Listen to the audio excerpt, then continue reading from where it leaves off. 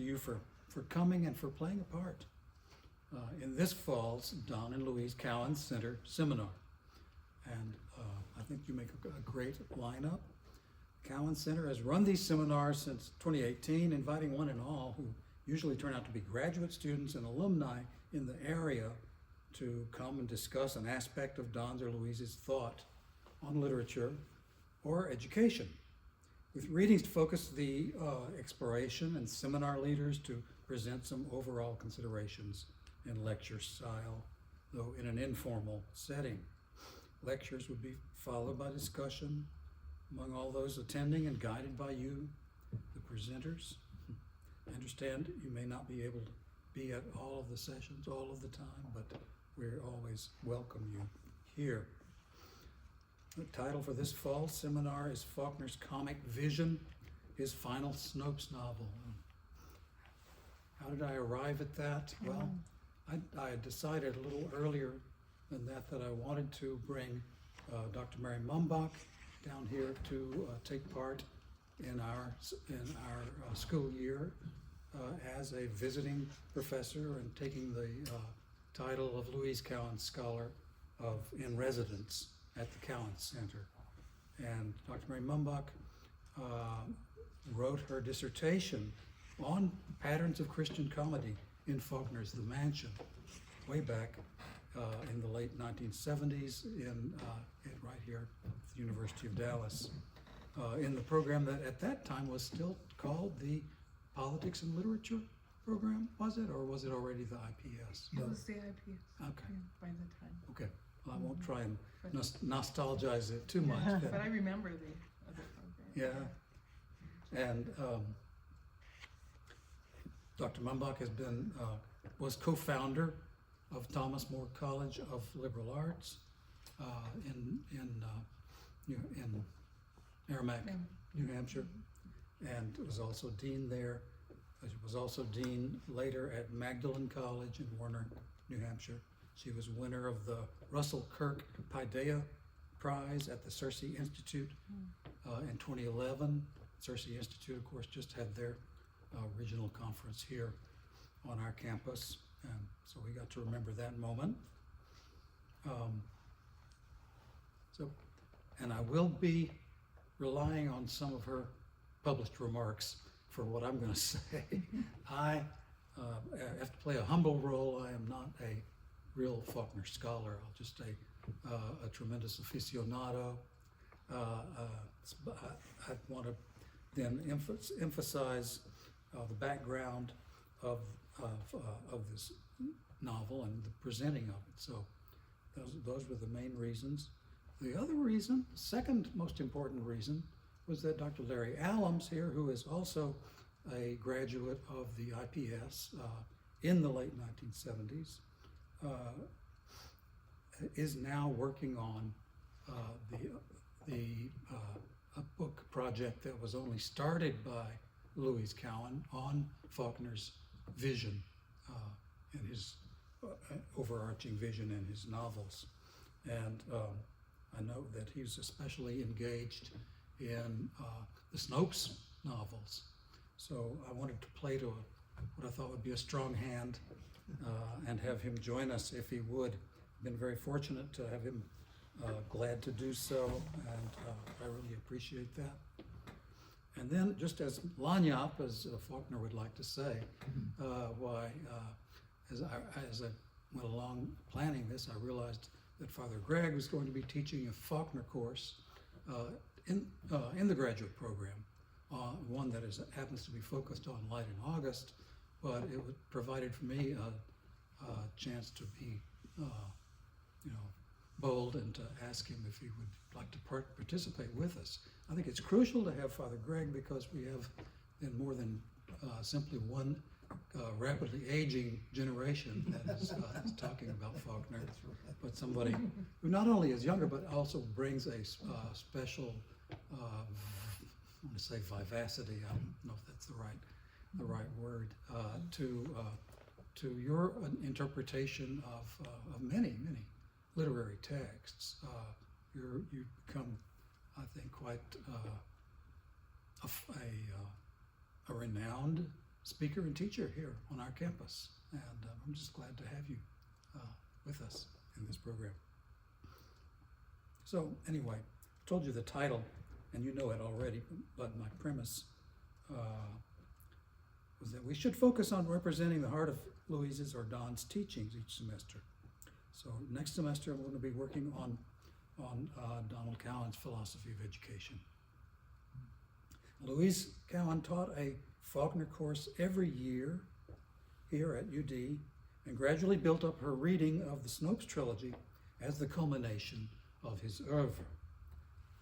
The general critical discussion of Faulkner, from the most elite of scholars to secondary school classes, does not see the whole of the novelist's vision. They have thereby reduced his vision to a mythic view of America. Please come in. That while possessing tragic dignity, is darkly fatalistic. Following Louise, I want to find out a way to make the strongest case that his post-1936 work must be taken with the utmost seriousness. And then as a result, a strikingly different estimate of Faulkner's overall vision emerges, one that moves from tragic in its emphasis to comic in its estimate of the human potential. In the process of making this case, of course, we're going to have to look carefully at the word comic, which has to take on a different validation than it usually does. It is not about stage comedies. It is more about the comic vision. I once got lectured to by after becoming a professor, lectured to by a scholar on tragedy who was telling me there's a great difference between tragedy and the tragic. And I think maybe we ought to think about that too in comedy. The idea of having a comic vision is a good deal broader than, a comedy on stage or on film, on video, may not have a comic vision, but generally the remarkable thing about the genre is that it does wind up with implications that are quite profound and supportive of divine creation and the human nature. So that's what I think we want to look at. I would say Louise paid a special attention to Dante, of course. Welcome, please come in talking about the commedia and the vision of the arc of action meant for the human race. A cosmic perspective could be called an anagogical perspective on the ultimate intention for our existence. But also, she also paid particular attention to Aristophanes. Her own essay in her volume on comedy was on Aristophanes. So it's not entirely a narrowly Dantesque view or narrowly Christian even. For Aristophanes, indeed has that sort of cosmic view, kind of ultimate view for something not transcendental, but rather for Athens itself and what Athens had meant to him and to that community. He knew the nature of community and the open and joyous nature of it, and he couldn't think of anything better to emphasize during that terrible war between Athens and Sparta that he wrote most of his greatest plays during. A truly comic vision relentlessly seeks peace through the forming of community and ever hopefully moves toward a higher participation in the cosmic community of joy. Many of Aristophanes' plays end up in heaven until they get booted out, of course, and that sort of perspective nonetheless is acquired in one way or another. And it becomes every bit as serious as tragedy in that way for shaping a whole vision of man. Now, again, all the time apologizing for my non-specialty, and my my unscholarly knowledge of Faulkner. I'm going to begin this by borrowing extensively from a speech that Louise gave about the Hamlet. I'm doing that in order to be able to have us drop back and look at the background and get a nice running start for the mansion here as I'm here presenting the first third of that novel. I'm going to run out of time at some point with her, not time, but I'm going to run out of words before I've run out of time, and then I will drop back and start considering Mink, because I think Mink is important, and most of our focus here is on Eula and Linda and how she's interpreted by V.K. Ratliff and Gavin Stevens. So equal time for Mink, not equal, but significant. Okay. So as Homer discerned how to tell a larger tale than the oral epic would permit, as Shakespeare enlarged the scope of medieval drama, so Faulkner expanded the ordinary burden of the novel to make of it not simply a story, but not a record of one's life as it encounters the vicissitudes of experience alone, but a carrier of what we might call that primary language that was characterized by Longinus as the language we were born with. And that language is necessarily poetic. Faulkner called himself a failed poet, as we know, but I think we might put it that he enlarged the scope of poetry. As Homer made the epic into a poem, so Faulkner has transformed the novel, an essentially prosaic medium, into the heightened and multifaceted poetic form. Faulkner's early conception of the Hamlet was darkly pessimistic. He saw the Snopes deterioration as inevitable in Western history, with its modern turn away from agrarianism to capitalism and technology. Snopesism, born out of deprivation, hardship, and bitter pride, represented the level to which, as he feared, all human effort would decline. This dark pessimism was not unique to Faulkner by any means. It was in line with the tone of despair that permeated early 20th century Western culture. One thinks of Spengler, of Sorokin, Joyce, Pound, and Eliot. In The Wasteland, I think we are in Rat's Alley, where the dead men lost their bones. Nietzsche had predicted the coming of the last man. Dostoevsky had foretold the violent plight of a society without God. Then Spengler's magnum opus, The Decline of the West, touched a nerve. Alan Tate pessimistically proclaimed that a society that had once been Christian would find itself unable ever to embrace any other religious position, but would have to become utterly secular. T.S. Eliot's The Hollow Men seemed to sound the theme of the 20th century with its famous refrain, "This is the way the world ends, not with a bang, but with a whimper." The thought of the West declining had before been unimaginable. So like the other writers of his day, Faulkner's first novels were dark in their outlook. His fourth novel, The Sound and the Fury, ends with the loss of Caddy, the sister figure and the center of value.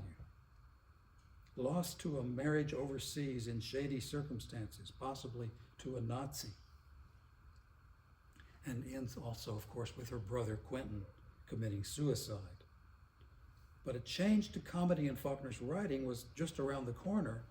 What happened in the grotesque explorations of As I Lay Dying, and this led to the dark comedy of the Snopes trilogy, ultimately. The Hamlet, published in 1940, heralded a totally new approach. Comedy, if we contemplate it, works an almost alchemical change in us. For comedy, in its large pattern, contains a depiction of the workings of grace in a fallen world. It invites miracles and impossible escapes from harm. And for one who trusts the pattern of story, as Faulkner did, this narrative structure governing fiction offered a modicum of hope. Even on its lowest level, it implies survival. And then its middle region, endurance. At its highest peak, it bears tokens of not just enduring, but, in Faulkner's words, prevailing. As he said in his Nobel Prize speech, for the Western world, Dante provided in his Divine Comedy the pattern for this total human journey. We might hazard the Hamlet being so firmly grounded in the first infernal stage of comedy led in Faulkner's imagination to the other two stages. One, the town, written 17 years later, or I guess earlier than that, but published 17 years later. The other, the mansion, 19 years. In the process, he discovered the redeeming pattern of comedy, which we might call surviving, enduring, and prevailing. And he called the triad the Snopes trilogy. So now to get into this, or to get through it, we need to remember that literature works by analogy, that the best literature is not realistic. Nothing in serious literature is literally true, but applies to life by analogy. So this requires putting on those glasses of analogy for reading Faulkner, and being aware, which are not entirely absent in Faulkner's language. We get these clues from his language. The question is usually that as we experience Faulkner, the dark actions that happen usually make us, tune out the signals that are saying that there's something else going on. I just want to encourage that sensitivity to what Faulkner is constantly providing clues for, that there's a larger, more brighter context. Christ expressed the Father's love and concern for his people by the use of analogies, the lost coin, the lost sheep, the prodigal son, etc.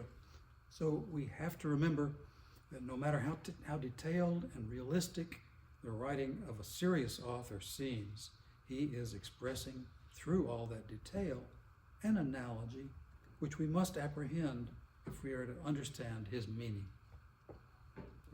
Very simply, the parable theory of literature. So what kind of analogy is comedy if it has this powerful an effect on the writer's imagination?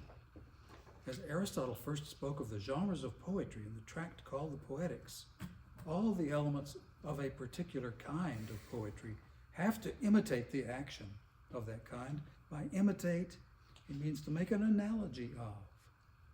And by action, he means something within the human person, right, that cannot ordinarily be seen, a motive, a purpose. And he designates the four kinds, we'd say four moods.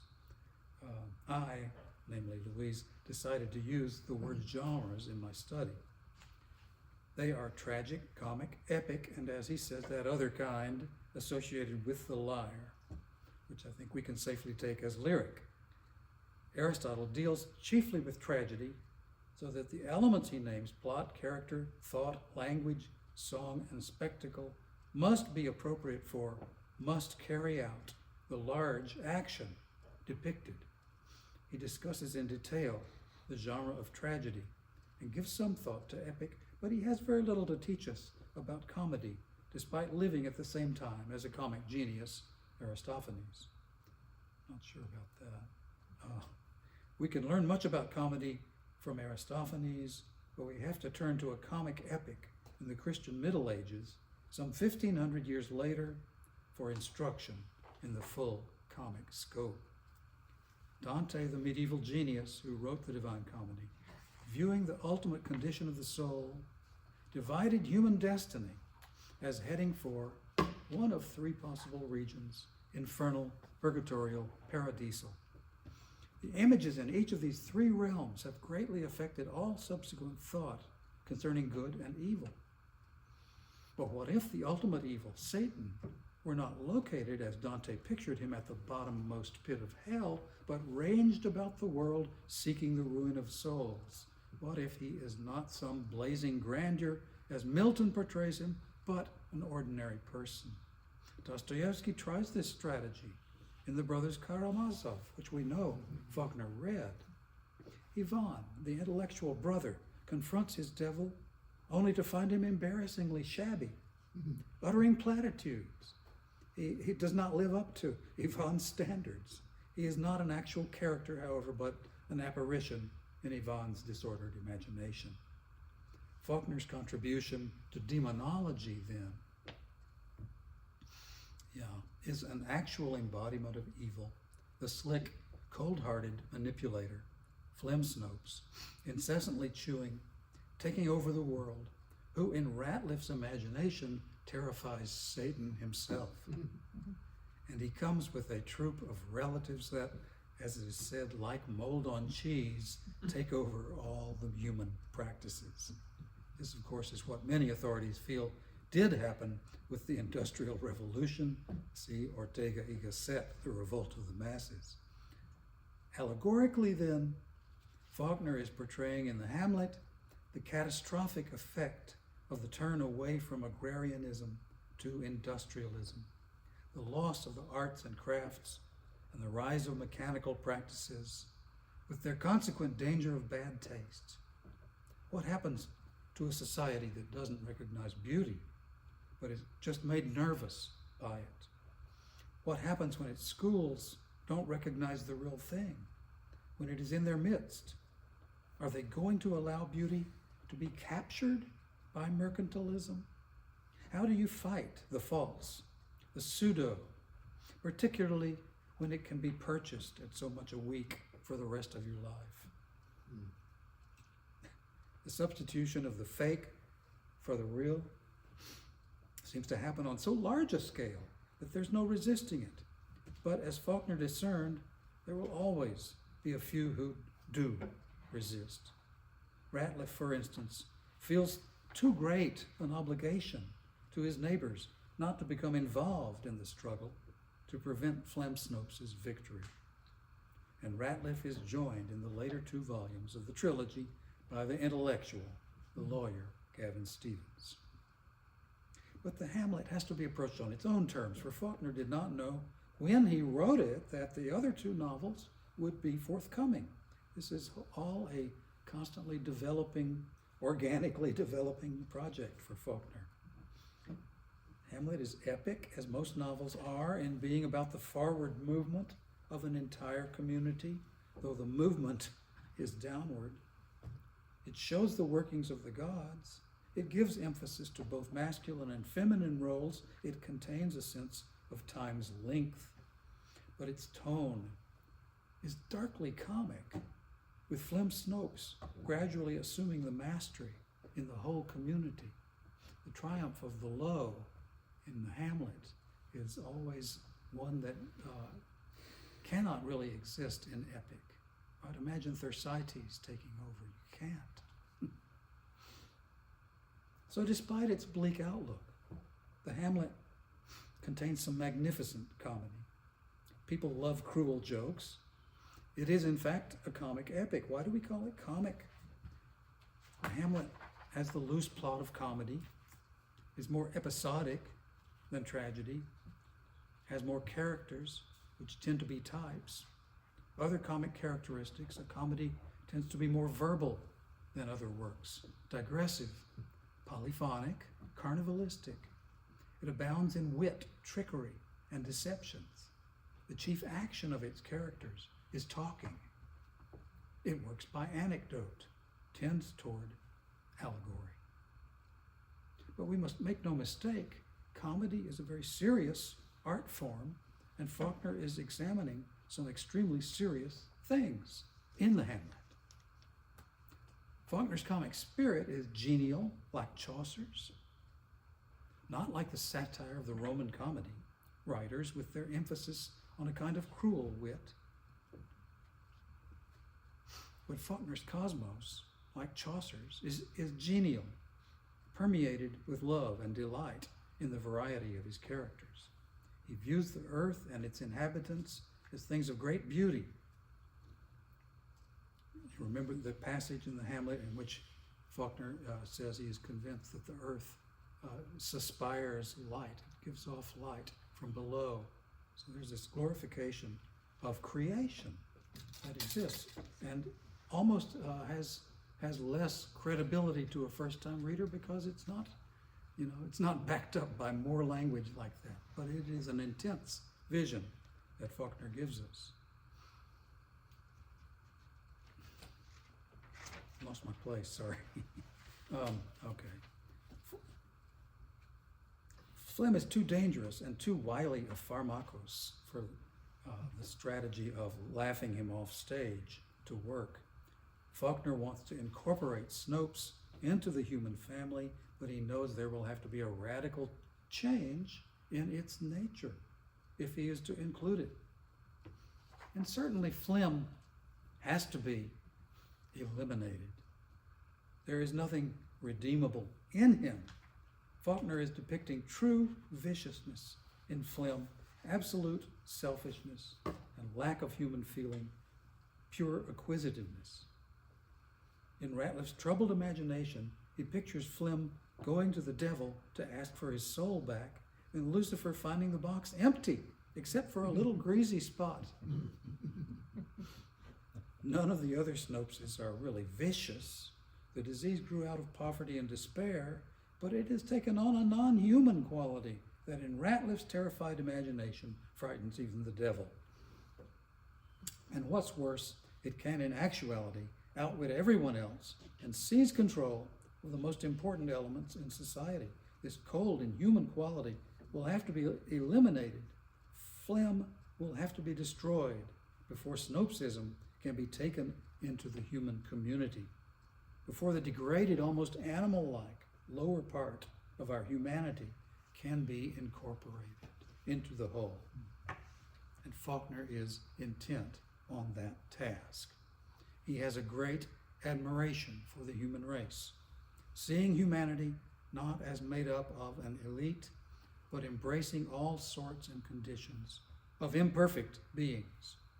It must include flawed persons who may in some ways seem almost like animals, but who nevertheless possess a rudimentary sense of justice, a sense of fair play. Mink Snopes, whom you meet in the Hamlet, is that animal-like aspect of the humankind, so low that even Snopeses are unwilling to accept him. But he will turn out to be the epic hero in the final volume of the trilogy, The Mansion. And the idiot Ike Snopes indicates that Snopesism is really a disorder of the rational faculties. Take away the mind, as we do with Ike, and you find a delicate tenderness and selflessness, indicating that the imago Dei, the image of God, is indestructible in man. Faulkner's task in The Mansion, the third and last portion of his epic, will undertake the seemingly insuperable epic task to eliminate Phlegm Snopes and to make his cousin, Mink Snopes, a hero. Oh. Now, the novel depicts a little bit more here because all of this, we're just getting a continuous development, from the Hamlet through the town on well into the mansion, as we change a little bit from focusing on Frenchman's Bend alone to moving up to Jefferson. But Frenchman's Bend is always kept in focus. It's kept in memory. So the novel The Hamlet depicts the defeat of the Varner authority. What had been established in that small hamlet was a kind of baronial regime with Will sitting in his specially made chair, overlooking his property, the ruined mansion of the unknown Frenchman in the background. The community of Frenchman's Bend seemed to establish a kind of sterile bachelorhood.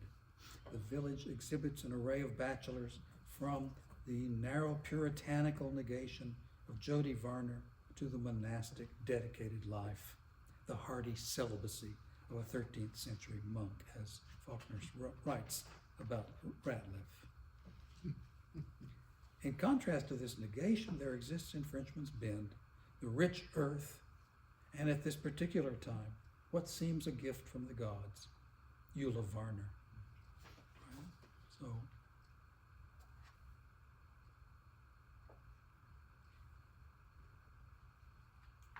a long quotation here. That's just a lot of fun. I'm going to read it because it is. So why should not that body at the last have been the unscalable Sierra, the rosy virginal mother of barricades, for no man to conquer scot-free, or even to conquer at all, but on the contrary, to be hurled back and down, leaving no scar, no mark of himself. That ere child ain't going to look no more like nobody this country ever saw than she did, he thought. The buggy, merely a part of the whole, a minor and trivial adjunct, like the buttons on her clothing, the clothes themselves, the cheap beads which one of the three of them had given her. That would never have been for him, not even at the prime summer peak of what he and Varner both would have called his tomcatting's heyday. He knew that without regret or grief. He would not have wanted it to be. It would have been like giving me a pipe organ that never had and never would know any more than how to wind up the second-hand music box I had just swapped a mailbox for, he thought. And he even thought of the cold and frog-like Victor without jealousy. And this not because he knew that, regardless of whatever Snopes had expected or would have called what it was he now had, it would not be victory. What he felt was outrage at the waste, the useless squandering. I might need to stop here and say what he's talking about, if it's not entirely clear, is of course the union of Flem Snopes to Eula Varner, the joining of them in wedlock. And he, the one who swapped a mailbox for a pipe organ, that's Ratliff. What he felt was outrage at the waste, the useless squandering at a situation intrinsically and inherently wrong by any economy, like building a log deadfall and baiting it with a freshened heifer to catch a rat. or no, worse, as though the gods themselves had funneled all the concentrated, bright, wet, slanted, unparadised June onto a dung heap, breeding pismires. That's Ratliff's overheated comment on Eula being vouchsafed to the Frenchman's Bend community. She's the unscalable Sierra there. Turns out not to be. But the earth remains precious to Faulkner. In fact, the reverse of what science tells us is true. Light is suspired from the earth in Faulkner's vision of Phusis. So what can we say about Frenchman's Bend? In general, it is, I'd say, for starters, it's stagnant, possessing a clannishness. Old Frenchman's Place is a pathetic reminder of the lost aristocratic yearnings of its founder. What we see before the Snopes invasion is a petty bourgeoisie in power. Merchants, respectable, concerned with property and money, evidencing no chivalry, no noblesse oblige, no ethical responsibility, no charity. One man, Will Varner, owns most of the property and exercises most of the authority in the community. A hard-bitten masculinity prevails, ignoring the feminine. The masculine sensibility has dwindled to the stature of a Jody Varner, bachelor, careful, stingy, expedient, concerned about appearances. We are made aware of the almost complete masculinization of the society. Will, Jody, the men sitting on the porch, LaBove, the Snopeses, Houston, Armistead, the suitors for Eula. The novel is in fact full of bachelors, the narrow, unfeeling kind, such as Jody Varner, the fiercely repressed, such as LaBove, but in contrast the hardy celibacy of Ratliff, as we're told. The feminine principle breaks into this society in a wild, irrepressible surge in the person of Eula Varner, who causes consternation wherever she goes. In that famous phrase, Faulkner speaks of her excessive beauty as one last ejaculation from Mount Olympus, reminding us that Zeus is the generator of mortal beauties and heroes. In this process of attempting to include everything in the human project, Faulkner raises the incarnate world to a level at which it can be loved and accepted. The earth, the animals, the human body, even without the mind to redeem it, the lowest of the low, become part of a splendid design of great beauty. For him, this is indicated in the image of the earth, giving off a luminosity. The more one studies Faulkner, the more one sees that he is in love with the human race and with the created universe. What we have in the Hamlet, then, in terms of language, is all the genres. The portion describing Lebeau's suffering after his overture to Eula is tragic. The portion devoted to Isaac and the cow is lyric. Several portions are comic. The whole work is epic. It is rich in tale-telling, character, language, anecdote, and it led to Faulkner's understanding of his mission. So, yes, 5 minutes ago. Oh, well, I had an idea of me saying something, but I just really Really like that is. speech. This is amazing. The Snopes book was begun in 1925. You know, if you turn to the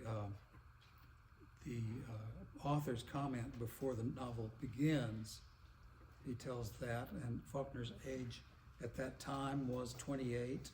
At the time of this note, he was 62. I think and I read some of the remarks that you had made, Father Greg, and that Larry had followed up with, suggesting that in a sense, Faulkner's claiming, well, this has been an egg slowly building up toward hatching almost all his writing life, right? And it does have perhaps something to do with New Orleans, right? So I think that's interesting. Not sure if I quite grasped that, but I believe it. He does talk about motion in this little unpresuming paragraph. He says the author likes to believe, hopes that his entire life's work is a part of a living literature, and since living is motion and motion is change and alteration, and therefore the only alternative to motion is unmotion, stasis, death, right? There will be found discrepancies and contradictions in the 34-year progress of this particular chronicle. The purpose of this note is simply to notify the reader that the author has already found more discrepancies and contradictions than he hopes the reader will. Contradictions and discrepancies due to the fact that the author has learned, he believes, more about the human heart and its dilemma than he knew 34 years ago, and is sure that, having lived with them that long time, he knows the characters in this chronicle better than he did then. I don't know any other author who dares to say this kind of thing.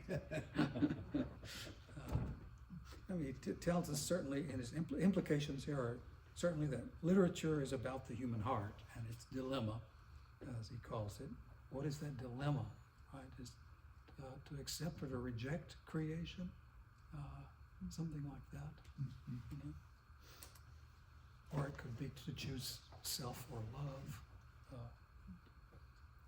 Also, now he writes all along. If he's now knows his characters better, he must have been writing all along in order to know his characters better. And the writer's work is a work of knowing, and it's through knowing imaginary people to know human nature. So, and also the little surprise that, in Faulkner's view, successfully made characters have a life of their own. And we find out more about them as we age. Yeah. Well, I wanted to talk to you about Mink, but maybe we can bring him in our discussion. So I think he's a very interesting character. It's should I go on maybe a little bit? Just a couple of minutes. Go on. Mink's story with its folk poem rhythm, first line, what is it? The judge said guilty. The jury said guilty, and the judge said life. Is perennially surprising. Mink is looking for his putative savior, Phlegm, and says to the judge, "Don't bother me. Can't you see I'm busy?" And now, knowing he was never coming, is the story really of the first part of the Mink story. His trust is really not in Phlegm, but in the primordial order of things, the ancient immutable laws of blood kinship, as it said at one point. Those laws are ruled over by, in Mink's self-made religion, them, of whom it was promised that not even a sparrow should fall unmarked. Well, it's not the providential order that the Bible tells of, but a rather more rigid and severe notion of they or them who are watching over our lives, seeing where a transgression has happened, and retribution must definitely follow thereupon. It's something that is indeed a primitive human intuition, right? But is it shaped by any sort of higher revelation or higher discovery? Not in Mink's case. Mink admitted he didn't believe in any old master. We have to say, this is, of course, his notion of God, that is to say, a providential order, right? Nor in organized religion, with its fraudulent and perpetually concupiscent leaders. He says there's a simple and fundamental justice and equity in human affairs, or rather our narrator says this, letting him get his own just and equal licks back in return. They would not dare to let him down. As he said later, what I asked for was not justice. That's too much to ask, only for fairness. my chance, my turn, right? Jack Houston is a remarkable character, a remarkable offense to us, the way that Mink tells about him, constantly talking about him as arrogant and intolerant, but it seems to be an earned term as we learn more about Houston and the story of the death of his wife. Was his wife killed by the wild horses? Yes. So, yeah. But his freedom to ride this horse of his, which is expressed as though it's some sort of Baroque explosion, with violent abandon, asserted absolutely, endangering Mink and any other passers-by. So that sort of absolute impunity is a kind of standard Southern character, unfortunately. The story of Mink's milk cow missing its fertility cycle and so unable to produce milk is a fable of the injustice of the Southern sharecropping system, the inevitability of the growth of class arrogance for producing characters like Houston, and the resentful mentality that gnaws and preys upon Mink and spends so much of its energy turning the poor farmer too into a materialist. This materialism, however, Mink resists. That is not really something that Faulkner focuses on, but it's how he lives his life. He is holding desperately onto his own sense of integrity and not simply giving in to the force brought to bear on him in a physical and mechanistic way by the owners, the controllers. Mink must now pay for the cows' pasturing and the scrub bulls' fertilization, but when the cow wanders into Houston's pasture, Mink realizes that by not reclaiming her, he could save on his own meager supplies. And then, with her made pregnant by one of Houston's bulls, he would get that service for free and have better offspring that he could bring to market in the next season.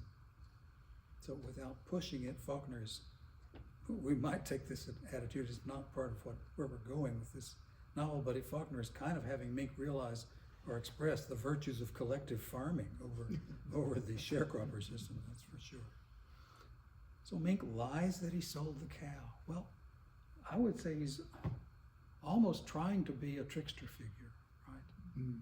But like that, he fails at so many things that he tries, and he can't get away with it. He's pitiably poor, hanging onto a way of life by a thread, developing a resentment of the blacks who can work for the rich rancher and thus share in his riches. Although he is the liar here, he resents the $8 that he named as his price for the cow, and so is required to pass on to Houston. He even calls it $16 by counting his repayment of the non-existent sale. The fundamental exchange in this system is the trade deal, governing the work contract as well as any exchange of goods. And in this activity, both sides are pitted against each other and must maintain their fundamental dignity and independence, but also resistance. And it devolves into a pistol showdown, Faulkner's tableau, as he calls it, since Mink refuses Houston's generous offer and walks off, his ears ringing with rage and that faint smile on his face, expression faintly resembling a smile, I think it's called, from Houston, walks away from Houston and his gun. Mink goes to the Justice of the Peace to make a complaint on Houston, but the justice is the ubiquitous Will Varner, and so he refuses it. And then you know the story, right? Houston comes back with 2 buyers, makes a legal offer that would be fabulously high, just to try to get Mink to come back and plow his fields and do the actual work that he's being expected to do. Houston offers to have Mink put up fences for him until he is paid off at 50 cents a day. He offered to actually give him the cow and then and write off half the expenses, and Mink did not take advantage of that. Mink is so committed to not being owned by the man, right? And Houston tells him to get back and get to making a living. And he says, I ain't got time to make a living. I got to get my cow back today. The next day, Varner himself comes to see him, and it's said he's afraid for the peace and quiet of the community, which he held in his iron, usurious hand. He comes and tells Mink he has paid Houston the money for the cow. He must take that damn cow on home and get to plowing. Well, I'm sorry, I always want to just go blow by blow because it's just such a chess game that they play. But the next thing we know, Mink is attempting to carry out both his plan and Houston's or Varner's requirement, plowing his field by day, laying fence by night. And after one cycle of this, he wakes up lying in his plowed furrow, waking up from an unknown how much time he spent completely unconscious. Houston standing over him with his shotgun, telling him never to be on his property at night again. And Mink to himself is developing something for this. He says a man can bear anything by simply and calmly refusing to accept it. That he now had a kind of peace. But soon thereafter, he's reflecting back that he had thought this was peace. This, he reflects, is what they were up to catch him off balance, and so topple him back into that condition of furious, blind, earless rage. And of course, right when it's all about to be resolved, Houston makes this, again, the ultimate sentence for himself. That is that He's got to pay that extra dollar, the $1 pound fee for his cow, for Houston holding his cow. This extra dollar sends Mink in search of 10-gauge shotgun shells. Ike McCaslin refuses to sell him any. We get a tour of some other Faulkner characters. They're in Frenchman's Bend. He goes into town, waits for the train, reflecting on Flim, the one Snopes who could handle the they and them, unlike himself. He reflects that he said, maybe I ought to waited till he got back. He didn't say should wait for Flim. And mentally he adds, it already being too late. So he's saying to himself, well, essentially, I already knew that Flim was not coming. Flim was not going to help me, but I kept placing my hope in him. But he doesn't stop. Immediately he adds mentally, he must drain this cup too. Later continuing, this same cup also contained Houston's life, but he wasn't thinking about Houston because he had quit thinking about Houston at the same moment. Houston is done for. We're finished talking about Houston. And he says, if that's what they want, I reckon I can stand that too. He goes and shoots down Houston in ambush with that enormous gun, thinking he would like to have told him before he died, I killed you because of that extra $1 pound fee.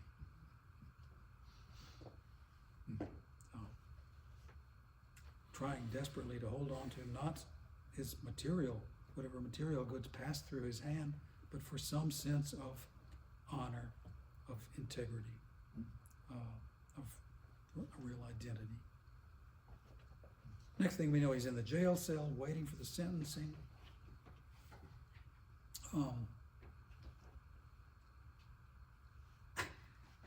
And the lawyer that is sent to him is a first-year lawyer. And Mink's calm manner and singular focus is so unsettling to this city-trained lawyer that when Mink gets up, the lawyer sees the small figure moving toward him as slight and frail and harmless looking as a child and as deadly as a small viper, a half-grown asp or cobra or crate. This panics the lawyer, who goes and calls for his case to be retried and Mink to be sentenced to the state asylum in Jackson instead. No appeal. Well, at any rate, Mink is sent to Parchman, right? To Parchman Farm, the fabled Parchman Farm of so much folklore and blues music, and most of the decoration of the set that was done in Oh Brother, Where Art Thou? That all comes from old photographs of Parchman Farm. And there, under these absolutely hellish conditions, he decides immediately to change his whole life and comply peacefully with anything, just to be able to get out and regain his freedom. Well, that's not quite the way he puts it. He says, it looks like I done had to come all the way to Parchman just to turn right around and go back home and kill Flim. So, we all know where it goes. If you read it carefully and attentively, what sympathy you develop for this twisted little man. He is a force. He's not stoppable. Although he seems like the most inconsequential being around. So I know. I think he's great. Okay, that was all I wanted to say about Mink. I think he is, again, it's bringing in a somewhat trivial phrase, but he and Linda, the foremost rank, and then down in secondary rank are VK and Gavin, right? I mean, especially Gavin, I would say, maybe more so than VK. But what foremost rank of what? Of people who believe in the purpose-driven life. Right? I think that's very, very, very, very true. That is really what Faulkner is looking for, because he's looking for agents of change, for that impossibly dug-in society. Could talk about Reba. She's wonderful. Yeah. We was like two doves. Well, I'm sorry. I'm quitting. Thank you very much.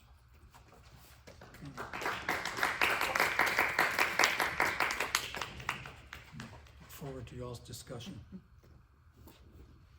Andy, are we just gonna, where are we gonna sit? We are gonna sit? Yeah, I think, if you want Father Greg and Mary and Larry and yourself to sit over, that'd be great. We can just chat about the what, 169 pages that were